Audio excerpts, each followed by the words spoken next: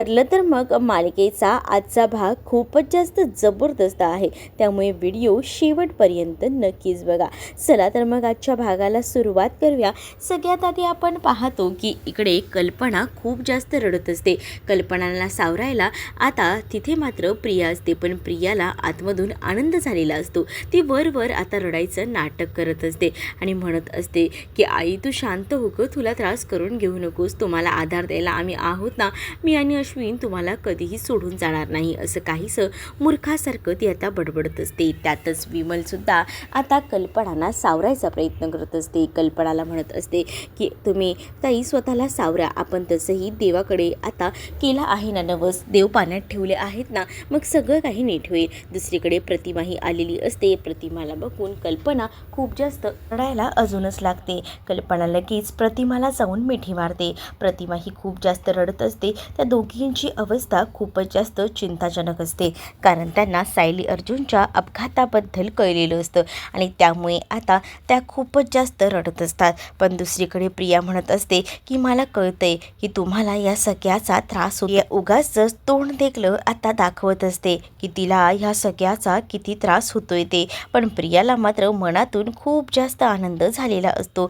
दुसरीकडे मात्र आता विमलही सांगत असते की नका काळजी करू, सगळं नीट. आणि तसंही सायली आणि अर्जुन हे दोघंही जण आतापर्यंत खूप मोठं पुण्याचं काम करून बसले आहेत आणि त्यांच्या बाबतीत वाईट होणं शक्यच नाही, असंही आता म्हटलं जातं. तेवढ्यातच तिकडे आता अस्मिता आलेली असते. अस्मिताने आता या सगळ्यांच्या रडण्याचा आवाज ऐकलेला असतो आणि त्यामुळे अस्मिता तिथे येते आणि विचारते की तुम्हा सगळ्यांना काय झालं आहे, तुम्ही सगळीजण रडत का आहात. त्यावर आता कल्पनाला प्रतिमाला समजत नसतं की काय सांगावं, कारण जर अस्मिताला कळलं तर अस्मिताला या सगळ्याचा जास्त त्रास होऊ शकतो, ही गोष्ट आता लक्षात आलेली असते आणि म्हणूनच ना मग आता पॅनिक व्हायला झालेलं असतं. पण अस्मिताला काही लोक रडत आहेत हे तर जाणून घ्यायचं होतं, कारण आता ह्यांचं रडणं जे आहे ते भयंकर होतं, जसं काही कोणाच्या बाबतीत झालेलं आहे. तर आता अस्मिता जी आहे तिला आता सगळं काही सत्य जे आहे ते सांगायला सुमन निघालेली असते. पण तेवढ्यातच दारावर आता इकडे सगळीजणं आलेली असतात आणि दारावर आलेली लोक पाहून इकडे मात्र आता कल्पना आणि प्रतिमा बघतच राहतात आणि कल्पना म्हणत असते की तुम्हाला मी सांगितलं होतं की जोपर्यंत तुम्ही या लोकांना घेऊन येत नाही तोपर्यंत तुम्ही घरातही येऊ नका, पण तरीसुद्धा तुम्ही आलात. मला सायली अर्जुन कोणत्याही परिस्थितीत हवे आहेत, तुम्ही अशाशी खोटं बोललात असंही आता बोललं जातं. त्याच वेळेला आता प्रताप म्हणत असतात की नाही, मी तुझ्याशी खोटं नाही बोललो. आणि मग तेव्हा सायली अर्जुनला घेऊन सगळीजणं घरी आलेली असतात आणि जेव्हा सायली अर्जुनला इकडे पाहिलं जातं ना तेव्हा मात्र आता इकडे प्रियाच्या हातामध्ये काचेचे काही ग्लासेस असतात. ते काचेचे ग्लास ना आता हातात ना फुटतात. काचेचे ग्लास खाली पडल्याबरोबर प्रिया आता अवाक होते आणि प्रिया विचार करते की ह्यांना तर मी मारून टाकलं होतं, तरीसुद्धा ही लोक जिवंत कसे काय. परंतु सायली अर्जुनला बघून ना आता प्रियाच्या तोंडचं पाणी पळालेलं असतं. दुसरीकडे आता साक्षी जी असते ती सचिनला म्हणत असते की या सगळ्यामध्ये तू मला खूप जास्त मदत केलीस, बरं झालं की तू माझ्यासोबत होतास. ते त्यावर खरंच ना मला तर टेन्शनच आलं होतं की हे सगळं कसं हँडल करायचं, पण तुझ्यामुळे या सगळ्या गोष्टी शक्य झाल्या, असंही आता म्हटलं जातं. त्याच वेळेला आता सचिन म्हणत असतो की तुझे अण्णा तेच माझे अण्णा, जर तू मला काही सांगितलंस तर मी तुला मदत करणार नाही का, तू कधीही हक्काने मला आवाज दे, मी कायमच तुझ्यासाठी आहे, असंही आता तो म्हणत असतो. त्याला आता तिला फक्त त्याच्या मनामध्ये घर करायचं असतं. तर सचिनला आता साक्षी म्हणत असते की तुला ना या सगळ्यासाठी मी काही विशिष्ट पैसे देणार आहे, पण आता सचिन या सगळ्याला नकार देत असतो. सचिन म्हणत असतो की एवढ्या तेवढ्याच्या कामाचे पैसे कशाला, अगं तुझे अण्णा ते माझे अण्णा आहेत, पण आता त्याला पैसे थोडी नको असतात, तो फक्त नाटक करत असतो. त्यानंतर आता तो म्हणतो की मला घरी जावं लागेल, सायली अर्जुनचं काय झालं आहे त्यामध्ये थोडाफार सहभाग तर घ्यावाच लागेल ना. इकडे आता सायली लगेचच आल्यानंतर कल्पनाला मिठी मारते. कल्पना आता त्या दोघांनाही अगदी जवळून पाहत असते. तेव्हा कुठे जाऊन कल्पनाला बरं वाटतं. प्रेक्षकांनो, तुम्हाला ठरलं तर मग मालिका आणि इतर स्टार प्रवाहावरील मालिकांचे अपडेट म्हणजेच लाईव्ह एपिसोड पाहिजे असतील तर डिस्क्रिप्शन बॉक्समध्ये नंबर दिला आहे, त्या नंबरवर व्हॉट्सअपला मेसेज करा. ₹1 तुम्ही हे सगळं काही एन्जॉय करू शकता. तर इकडे आता कल्पनासुद्धा जी आहे ती मात्र आता अर्जुनला म्हणत असते की अर्जुन, तुमच्या अपघाताची बातमी कळली तेव्हा खरंच खूप जास्त त्रास झाला. म्हटलं आता काय होतंय, पण बरं झालं. इकडे आता अस्मिता म्हणते, म्हणजे तुम्हाला ह्यांच्या ॲक्सिडेंटबद्दल कळलं होतं का? मग आता अस्मिताला सांगितलं जातं की हो, ॲक्सिडेंटबद्दल कळलं होतं आणि त्यामुळेच तर हे सगळं काही घडलं. आणि तेव्हाच ना आता इथे अस्मिता म्हणते, पण आता सगळं काही ठीक तर आहे ना? तर अश्विनही म्हणतो की हो, आता सगळ्या काही गोष्टी ठीक आहेत, पण आता हे नेमकं काय घडलं होतं, कसं घडलं होतं याबद्दल सगळं काही जाणून घ्यायचं असतं. आणि त्यासाठी सायली अर्जुनला सगळेजणं प्रश्न विचारत असतात आणि सगळ्यांनाच आता मेन म्हणजे विचारायचं असतं की हा अपघात नेमका कसा झाला आणि या सगळ्यामध्ये तुम्ही वाचले तरी कसे. प्रियासुद्धा आता उत्सुकतेने हे सगळं ऐकत असते, कारण प्रियाने या दोघांना मारायची सुपारी दिलेली असते, पण तरीसुद्धा आता ही लोक वाचलेली असतात आणि त्यामुळेच ना आता प्रश्न पडलेला असतो. मग आता इकडे मात्र अर्जुन सांगत असतो की खरं तर ना आम्ही हॉस्पिटलमध्ये गेलो होतो आणि त्याच वेळेला आम्ही पार्किंगमध्ये गाडी थांबवली होती आणि तेवढ्यातच ना मागून एक मोठा ट्रक आला आणि त्या ट्रकने गाडीला ठोकर मारली. गाडीला जसा धक्का लागला तसं गाडीने जागेवर स्पीड घेतला आणि त्यामुळे ना गाडी खूप जास्त जळून खाक झाली, पण नशीब आम्ही तिथे नव्हतो, असंही आता अर्जुन म्हणत असतो. सायली म्हणत असते की आम्हाला काय झालं होतं काय माहिती, पण आम्ही गाडीच्या बाहेर उभे होतो, पण असं सांगितलं जातं की तिथे ट्रकवाल्या लोकांनी की त्याचा ना तोल गेला आणि त्याचा ब्रेक दाबला गेला नाही आणि त्यामुळे हे सगळं झालं. पण हा एवढा मोठा ॲक्सिडेंट होणार होता तो थोडक्यात वाचला. पण त्या बातम्यांमध्ये काय असं विशिष्ट असं दाखवत होते की सायली अर्जुन यांचा अपघात झाला आहे. ह्या न्यूजवाल्यांना सुद्धा कळत नाही का, काही बातम्या छापून आणतात का, ह्यांच्यावर तर कडक कारवाई केली पाहिजे. उगाच काही पण बातम्या छापतात, जे काही सत्य आहे ते जाणून न घेता अशा खोट्या बातम्या पसरवणारे हे कसे काय आहेत. मग आता हेही म्हटलं जातं, पण अर्जुन आता रविराजांना शांत करतो, कारण आता त्यांचा जीव वाचलेला असतो आणि ते सुखकर घरापर्यंत आलेले असतात. त्यामुळे कल्पनासुद्धा आता सुखावलेली असते. कल्पना म्हणत असते की जा पहिल्यांदा देवासमोर उभे राहा आणि मी देव पाण्यात ठेवलेले आहे त्या देवांना तुम्हीच बाहेर काढा. मग आता कल्पनाचं ऐकून अर्जुन आणि सायली देवाकडे प्रार्थना करत असतात आणि या सगळ्यामध्ये अर्जुन सायलीचं प्रियाकडे बरोबर लक्ष असतं. प्रियासुद्धा लवकरात लवकर कोणाचं लक्ष इकडे तिकडे नाही आहे तोपर्यंत तिकडनं बाहेर पळायचा प्रयत्न करत असते. इकडे आता अर्जुन आणि सायलीच्या लक्षात येत असतं की प्रिया किती पोचलेली आहे ते. अर्जुन आणि सायली देव जे पाण्यात ठेवलेले असतात ते स्वतःच हळूहळू का होईना बाहेर काढतात आणि जेव्हा देव पाण्यातून बाहेर काढले जातात ना तेव्हा आता कुठे बरं वाटत असतं अर्जुन आणि सायलीला.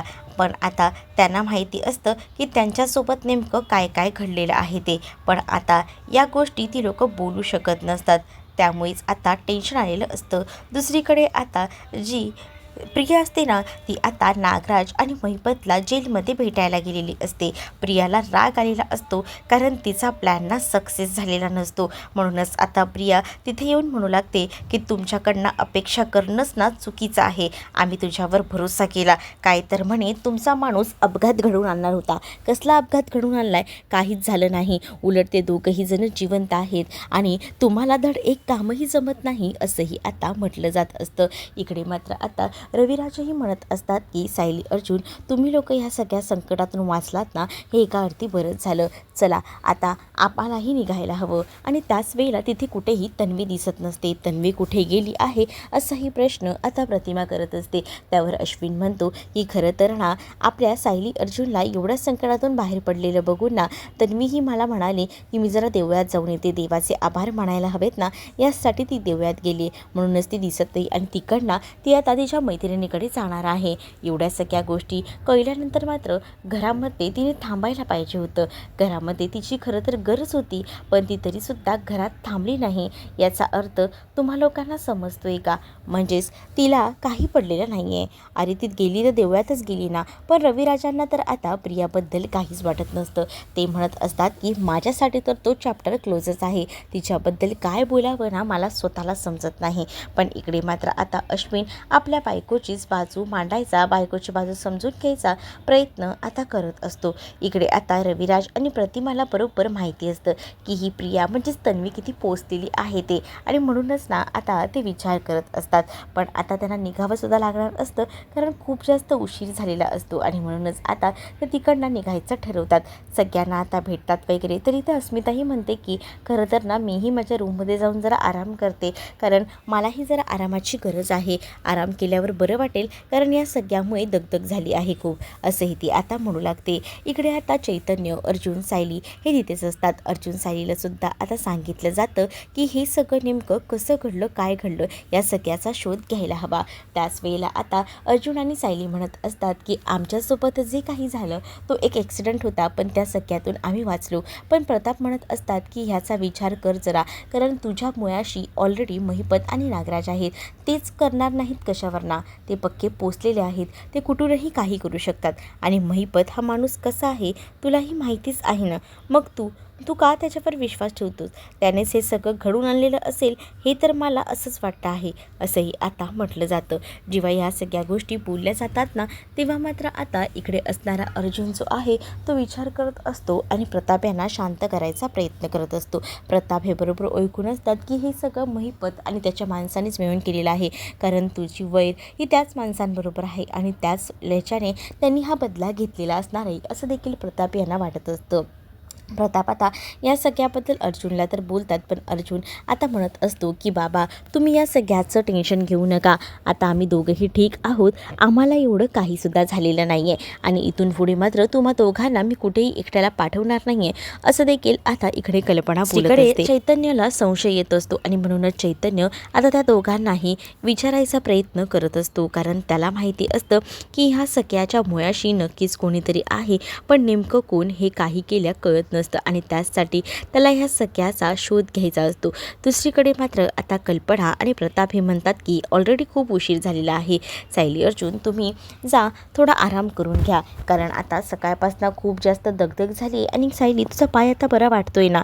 तर सायली म्हणते की हो मला आता बरं वाटतंय.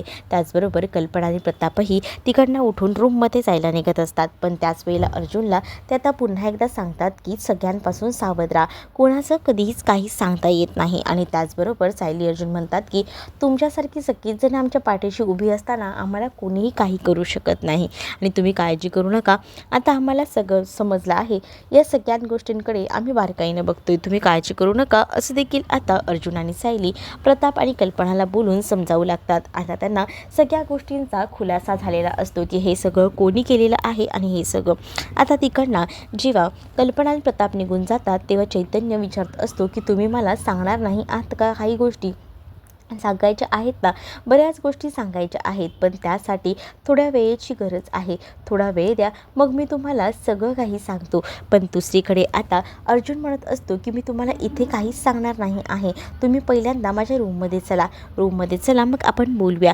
मग आता अर्जुन जो आहे तो सायली आणि चैतन्याला घेऊन रूममध्ये जातो. इकडे आता सचिन घरी आलेला असतो आणि सचिन घरी आल्यानंतर उगाचच विचारायचं म्हणून विचारायला चालू करतो आणि तो आता म्हणू लागतो की काय झालं होतं सायली अर्जुनला? मी जेव्हा बातमी बघितली ना तेव्हा मी खूपच जास्त घाबरलो, मग विचार केला की आधी बघावं का काय झालं आहे ते, आणि म्हणूनच मी आलो लगेच धावत पळत.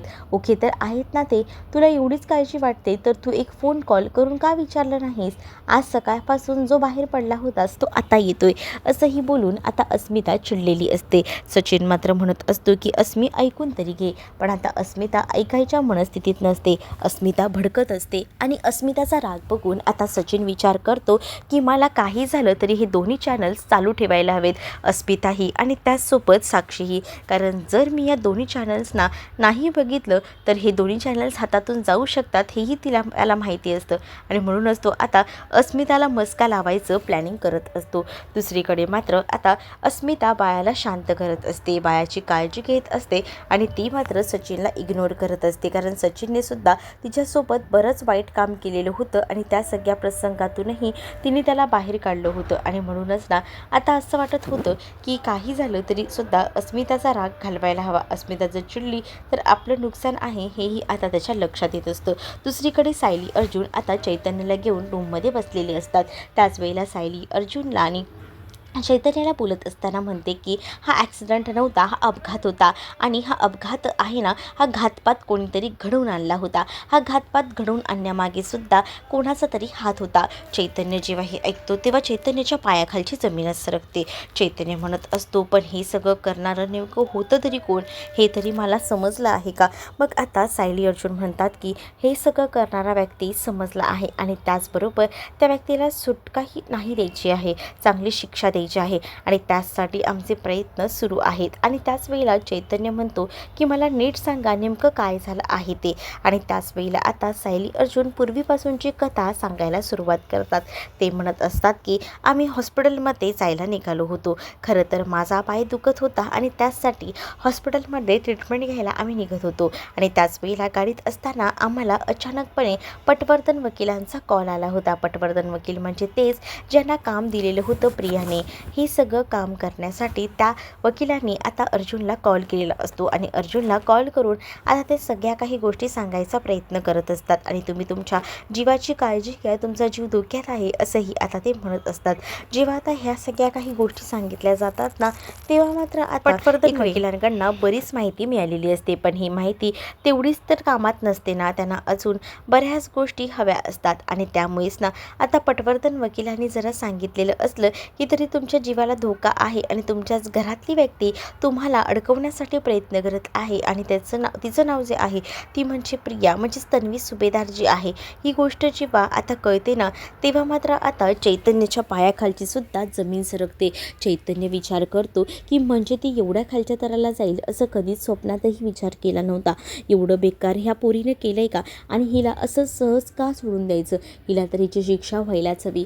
तर आता अर्जुन सायली म्हणतात की तिला तिची शिक्षा होणार आहे, पण त्याचसाठी तर आम्ही पुरावे गोळा करतोय. आणि तिला असं वाटलं की तिचं आता काही खरं नाही आहे, ती आता लवकरच संपणार आहे आणि त्याच भीतीने तर तिने हे सगळं पाऊल उचललं आहे. पण हे सगळं करणं किती चुकीचं आहे, म्हणजे ती तुमच्या जीवावर उठली होती. आज जर तुमच्याबरोबर काही झालं असतं तर.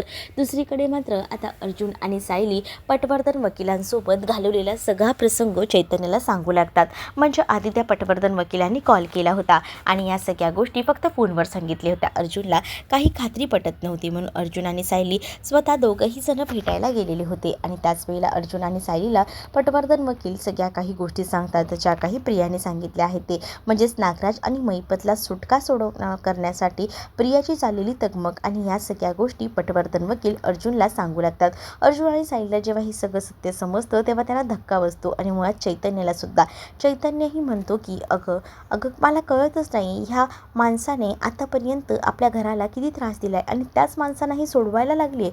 काहीतरी नक्कीच काळबेरं आहे. इकडे मात्र आता चैतन्य विचार करत असतो.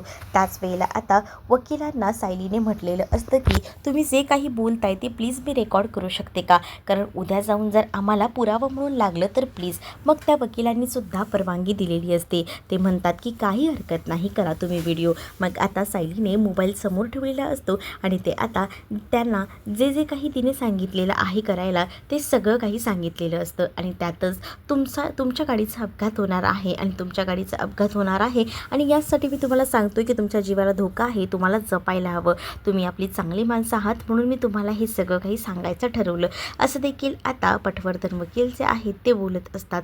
आणि त्याच वेळेला आता सायली अर्जुनला जेव्हा ही गोष्ट कळते की आपल्या जीवावर प्रिया उठली आहे, ही गोष्ट जेव्हा कळलेली असते ना, तेव्हा आता तिचा खूप जास्त राग येत असतो. आणि त्यामुळेच आता सायली अर्जुन ठरवतात की काही झालं तरी सोक्षमोक्ष लावायचा.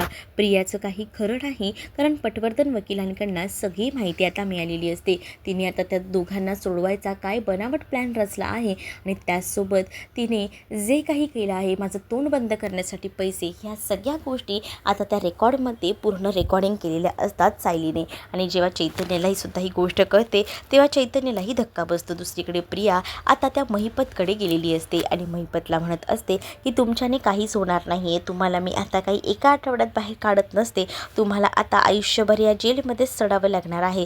असं जेव्हा प्रिया म्हणते ना, तेव्हा खवळलेला जो महिपत असतो तो जेलमधून हात टाकून प्रियाचा गळा जोरात बाहेर असलेल्या दाबू लागतो. आणि त्याच वेळेला प्रिया म्हणते की मला आधी सोडा म्हटलंय ना तर सोडायचं, असंही आता ती म्हणत असते. पण तरीसुद्धा ना आता महिपत ऐकत नसतो. महिपतसोबत खूप मोठा गेम ऑलरेडी प्रियाने केलेला असतो आणि प्रिया वर आवाज करत असते. म्हणून महिपतने आता प्रियाची गचांडीच धरलेली असते. प्रियाची गचांडी महिपतने धरल्याबरोबर इकडे मात्र नागराजही म्हणतो की चांगलंच आवय तिला, तिचा ना हेच हेतू आहे, आम्हाला माहिती आहे आपल्याला फसवते ती, आपल्याला म्हणे सुटका करणार आहे आणि आता वर म्हणते की आयुष्यभर इथेच चढा, काही कामाची नाही आहे ही. आणि असं बोलून ना आता महिपतने अजूनच गळा आवळलेला असतो. आता प्रिया घाबरलेली असते. प्रिया म्हणत असते की सोडा सोडा मला, पण तरीसुद्धा महिपत काही ऐकत नसतो. कारण महिपतला आता जबरदस्त असा राग आलेला असतो. महिपत म्हणतो की पहिल्यांदा या जेलमधून मी जेव्हा बाहेर येईल ना तेव्हा बाकी कोणाचा नाही, पहिल्यांदा तुझाच मुर्दा पाडणार आहे बघ तू.